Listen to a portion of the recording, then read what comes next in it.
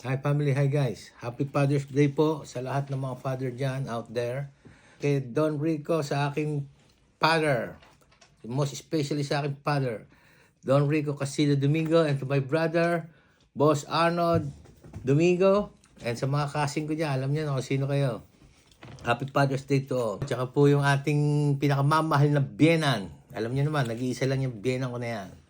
Ang aking Papa Sosimo, ang tatay ni Direk. Yan po, Papa Sosimo.